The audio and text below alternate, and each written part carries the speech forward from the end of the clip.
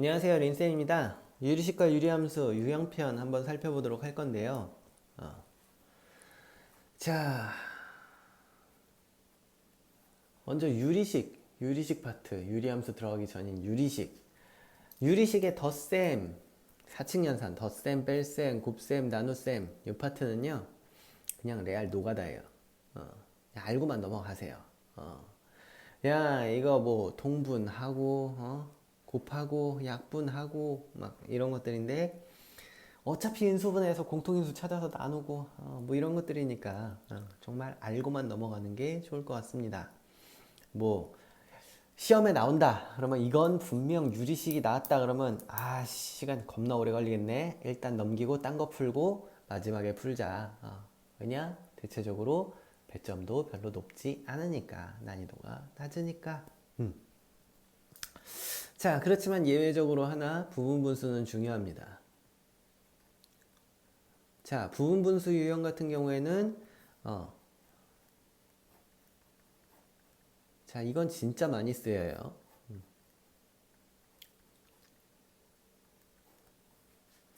자, 뭐 어떤 경우에 많이 쓰였냐? 뭐 x 플러스 1, x 플러스 2분의 1 더하기 뭐 x 플러스 2, x 플러스 3분의 1 더하기 막 이런 식으로 해가지고 x 플러스 9, x 플러스 10분의 1 이거 구하래, 막 이런 거 구하래.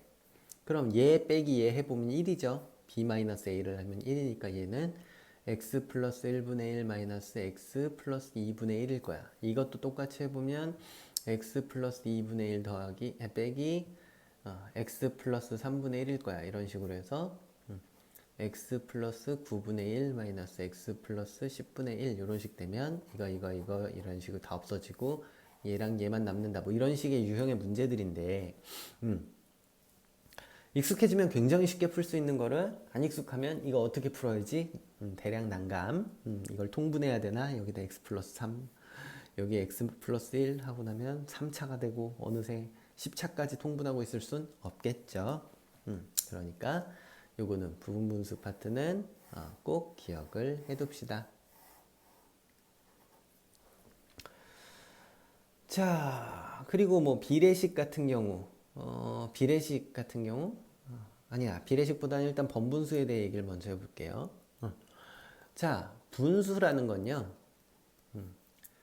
a분의 b이다. 이건 결국 b 나누기 a예요.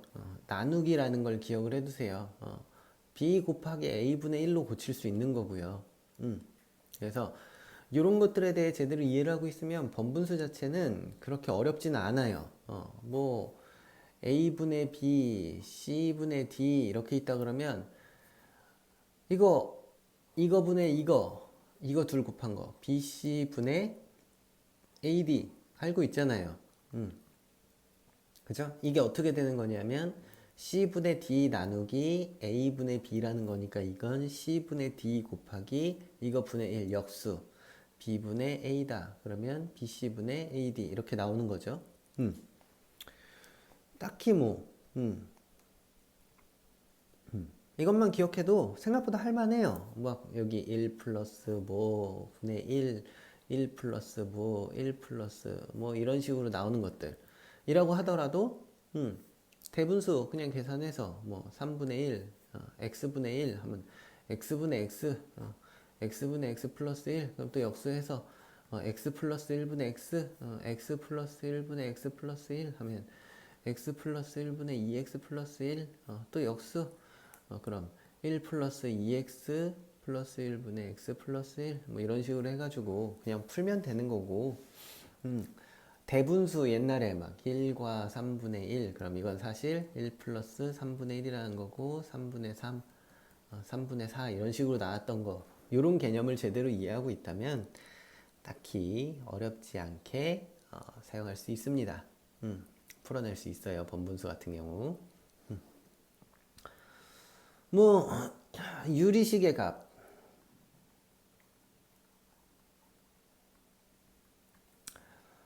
유리식의 값 같은 경우는 거의 뭐 예전에 여러 가지 방정식 수학상에서 여러 가지 방정식에서 개수가 대칭인 방정식과 유사해요. 결국 x 플러스 x분의 1 요거 만들어주는 거, 요런 거라든지. 그래서 딱히 따로 설명할 필요가 있는 단어는, 있는 부분은 아닌 것 같아요.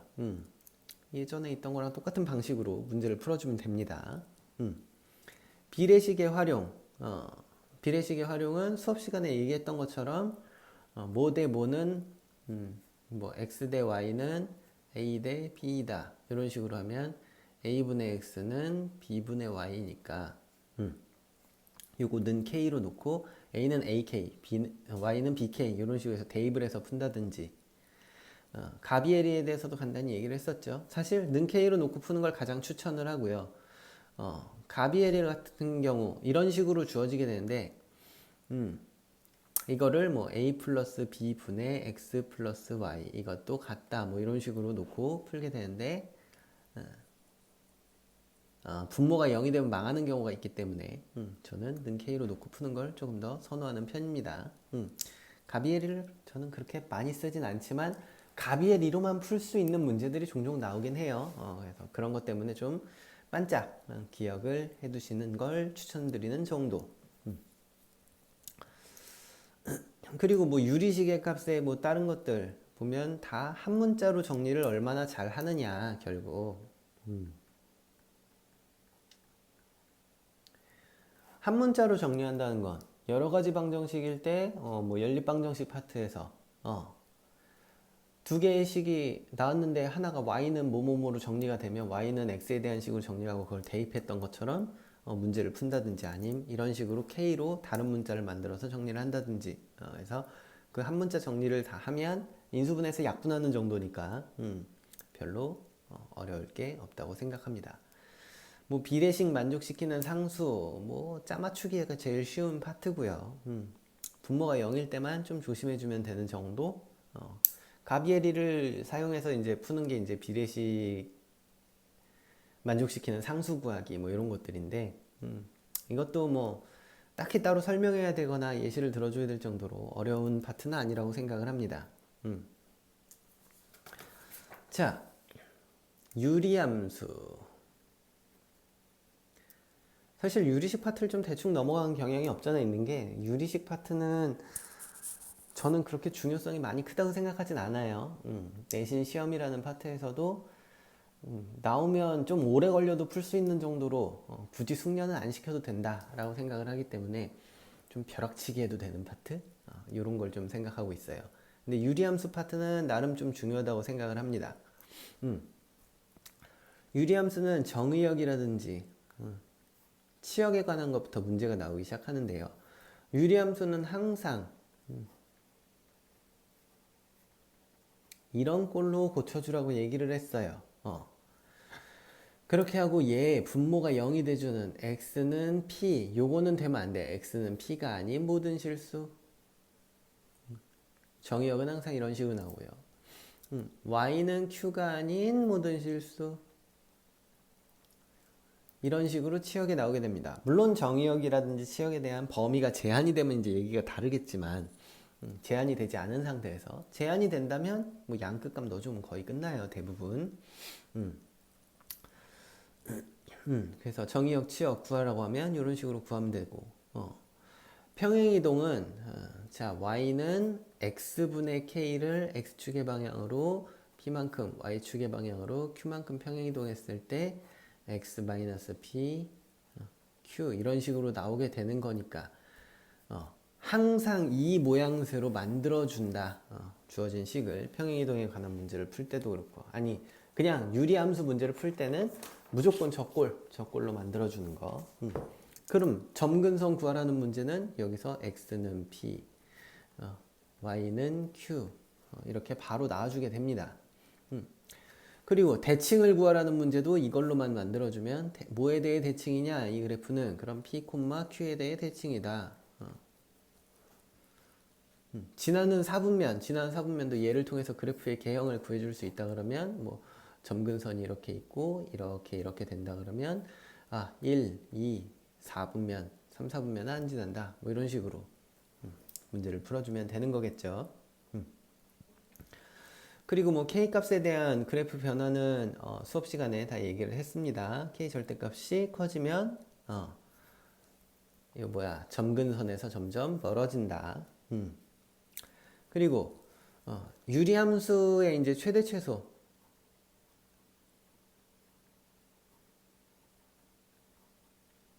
유리함수 최대 최소 같은 경우에는 크게 신경 쓸 필요가 별로 없어요. 점근선 포함을 체크하는 게 사실 중요하긴 한데 대체적으로 고등학교 1학년 수준에선 거의 없습니다. 무한대라는 개념 자체를 아직 배우지 않았기 때문에. 그럼 뭐다? 최대 최소 이렇게 나오면 여기서부터 여기까지다. 그럼 이게 최대, 이게 최소. 양끝값 대입해주면 대부분 끝납니다. 그런 거 정도만 봐줄 수 있으면 되고요. 결국 다 뭘로 정리해서 풀어? 얘로 정리해가지고 양끝값 대입해주면 게임 끝. 자, 유리함수와 직선의 위치 관계. 요거는 이제 조금 유리함수와 직선의 위치 관계. 그럼 유리함수 그래프를 그려보는 걸 더 추천드리지만 사실 굳이 필요가 없기도 해요. 자, 그러면 뭐가 필요하겠어요? 자, 보통 직선의 방정식을 주는데 직선의 방정식에 미정계수를 주는 경우가 많거든요. 항상 지나는 점을 구할 수 있게 줘요. 그럼 항상 지나는 점이 예를 들어 여기 있다.